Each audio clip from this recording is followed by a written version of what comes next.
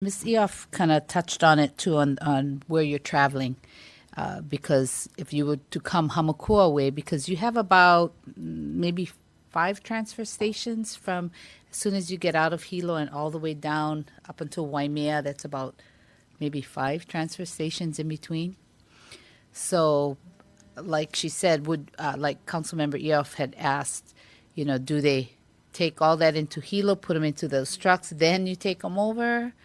Or are you going to take those big trucks who come out this way, which would be a concern because of the bridges and we're already, with all the heavy, the mats and containers, I mean, a lot of trucks going that way.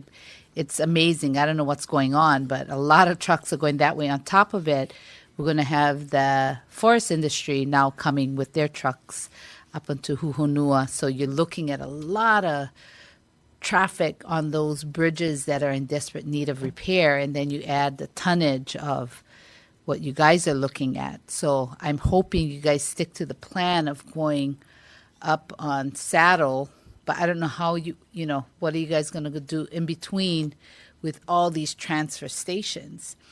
And, some of the concerns too already is people are, you close down the Polo transfer station, not accepting any more like stoves, washers, those kind of things. So we're finding a lot of them in the gulches now or in some abandoned fields or whatever. But yeah, so there's a concern about all the in-between from Saddle Road, yeah? What's going to happen there? So do you guys have any plans or thoughts on that? So currently, everything from Lapahoehoe, so Lapahoehoe, Pauilo, Honoka'a all go to West Hawaii already. So the only two that are currently coming back towards Hilo are Honomu and Papaiko. So, and that's in discussion as to whether or not we look at, sending those also, whether it would make more sense to go the Hamakua direction or whether it make more sense for those loads to come into the sort station and try and make the loads more efficient. Mm-hmm.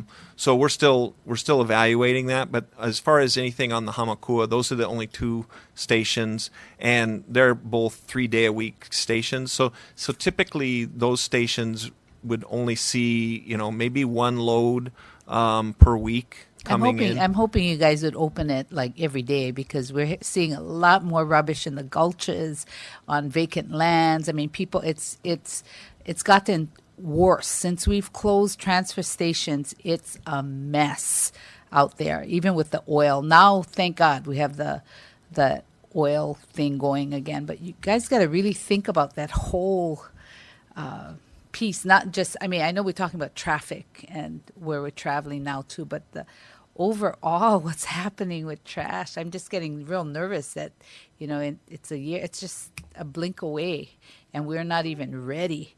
So I'm hoping you're working with state highways, of course, on what's happening with our bridges, the things that are coming up with the forest industry, all of that, the impacts on that, right? I'm sure you guys are already in talks with that to plan.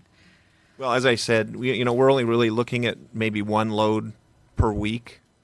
So when you compare that to the amount of traffic that, as you said, something like mats and containers and those, when we looked at from the traffic analysis standpoint, it's not a big contributing factor, but we do take that into consideration as far as our hauling routes and the routes that they need to be able to travel to get there. So those gulches are always a concern, in the condition of the various and some bridges. Of the narrow bridges coming through, even out towards Lapahoe going back to the Waimea side. But then, and I'll come and make a meeting with you and talk about what's happening out on the small transfer stations that are now contributing to the environment and not good stuff happening out in my area. So thank you so much. I'll yield at this time. We are in the initial stages of setting our next year's budget, so it's timely discussion. Thank you, Ms. Poindexter. Ms. O'Hara. Good segue. Bill.